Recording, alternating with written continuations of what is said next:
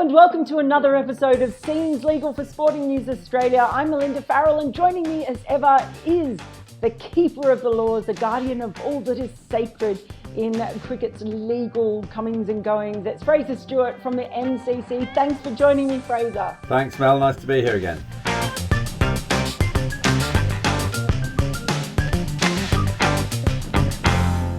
We've had the World Cup. It's been very exciting, the T20 World Cup. It didn't throw up as many contentious things as I thought it might, but one thing that did get people talking quite a lot was the way that David Warner played a shot in the semi-final against Pakistan. Yeah, so it was the Pakistan-Australia game. Mohammad Hafiz was bowling at David Warner. I think it was his first ball, actually, and he delivered it sort of normally, but it just came out rather wrongly and was very short. He's obviously a slow bowler. It just came short, and actually it bounced once, then it bounced again, sort of still on the pitch, and Warner, after it had bounced for the second time, Warner smashed it into the stands for six. And a few people were scratching their heads going, is that allowed? And yes, it is allowed. The ball is a no ball if it bounces more than once, but it doesn't. That if it's a no ball, the batter can still do what he wants with it. Warner was entitled to stand there and hit it, and obviously had he not struck it so well and it had been caught out in the outfield, it wouldn't have stood as a dismissal, and they may have got a run if they'd run. But yeah, it was an entirely sort of lawful but not lawful passage of play, if that makes sense. It certainly did cause a bit of controversy. There were some who thought it was disgraceful and against the spirit of the game. And there were others, like Justin Langer, said it was the greatest thing he's ever seen on a cricket pitch. Might be a little bit of an exaggeration there. I've seen some pretty amazing things on cricket pitches. But can you tell us what law covers this and how did it come about? Has it always been there? Yeah, it's Law 21.7, and it's actually a law that we changed in 2017. It was back in around 2010 that we noticed, certainly in the English T20 game, that bowlers started practicing bowling double bounces, because then the law used to allow the ball to bounce no more than twice. So a ball could bounce twice, and it was lawful. And bowlers were actually doing these sort of deliberately slower balls that were bouncing twice as a sort of try to make it harder for the batters to get some pace on the ball. And quite quickly we discussed it with ECB and I think other governing bodies as well. And it was felt that it wasn't the right look for the game, the ball bouncing twice. And so playing regulations changed quite quickly. We obviously, the laws look after the whole game, so we have to consider junior cricket and lower levels where double bounces are perhaps more prevalent than you might see on the telly, and certainly not done deliberately either. And so in junior cricket now, there are now playing regulations that will allow quite often a ball to bounce twice, just to give them a bit more leeway. But it was in 2017 that MCC changed the laws so that the ball is only allowed to bounce once. So the genesis of this law and the way it's changed, it goes back, I guess, to the infamous underarm incident between Australia and New Zealand. That was where it changed as well? Yes, yeah. So the law, I mean, we changed it a number of times, it bounces, but apart from that, it hasn't really changed. And it says the umpire shall call and signal no ball if she considers to have been delivered without having previously touched the bat or person of the striker, if it bounces more than once or rolls along the ground before reaching the popping crease, or pitches wholly or partially off the pitch, as defined. So that's where you don't want, particularly if there's an artificial pitch that may be next to the pitch they're playing on, and it sort of bounces on the join and has a really funny bounce. We felt that should be protected. But yeah, the rolling on the ground would go back as far as that famous the Chappell delivery.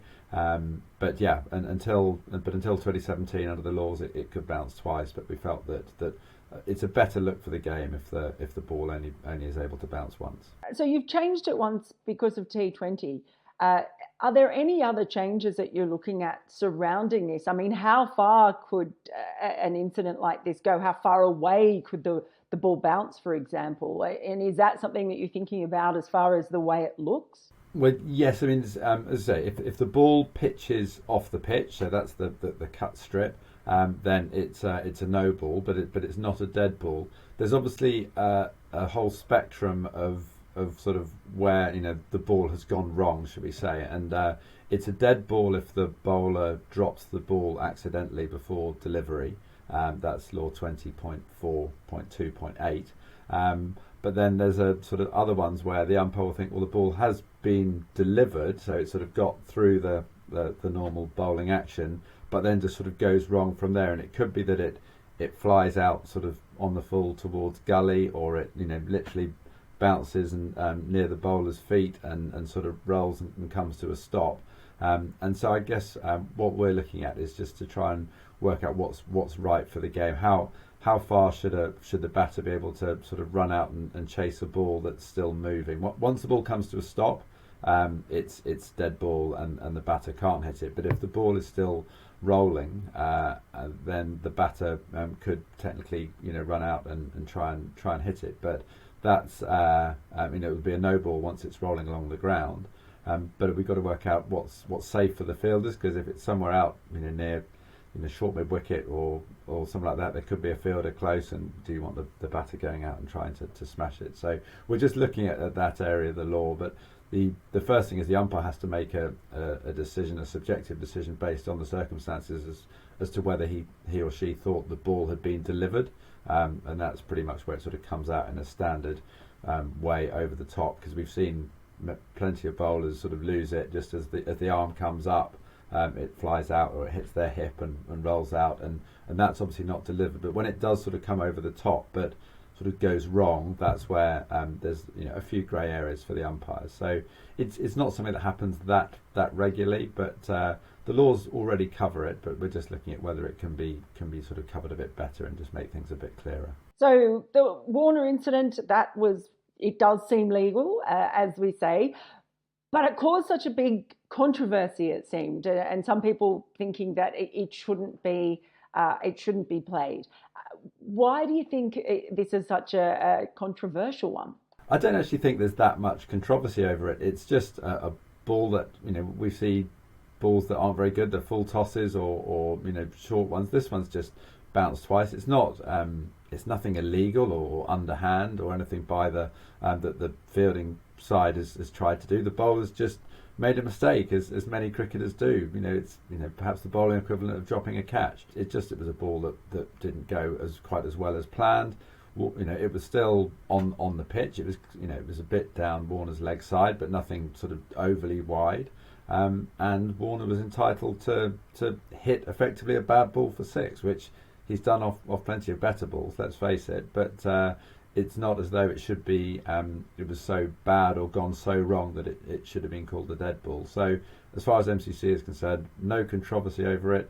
It was a ball that let's face it, wasn't very good, and Warner hit it for six. Well, fair play. If you can do that and still manage to muscle it over the stands, then yeah, I say good luck to you. Well, that's why one of the reasons why this law was changed, because it's actually, when these English bowlers were trying to do it and were doing it deliberately, it was quite a skill, and actually was quite hard for the batters to get the power and to get underneath the ball if it's on a second lower bounce off quite a sort of slow delivery, and that's why we felt the change was right, because if you sort of ask how a game of cricket should look, the ball should generally just bounce once between the bowler and the batter, and then hopefully carry through to the wicket keeper wherever he or she is standing. So that's the sort of the look of the game that we wanted to protect, and the integrity of it.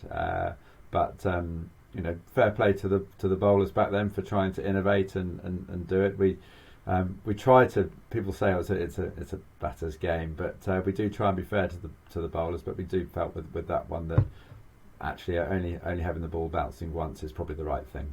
I'm sure that they will come up with something new to try and work out a different way to keep them quiet. And when they do, I know that the MCC will be watching. Thank you so much, Fraser, for explaining all of that to us. Now, if you want to know anything about the laws of cricket, if there's something that's always bugged you, you'd like to have it explained, a particular incident or any one of the laws, please just let us know by leaving a comment in the section below, or send me a tweet that includes the hashtag #SeemsLegal, and we'll try to get it on to the show and hear what Fraser has to think about it. So please share it around. And of course, if you want to know more about the laws, the MCC has a fantastic e-learning resource online. Really easy to follow. It's in loads of languages. So please do check it out. Until next time, thanks for joining us on Seems Legal.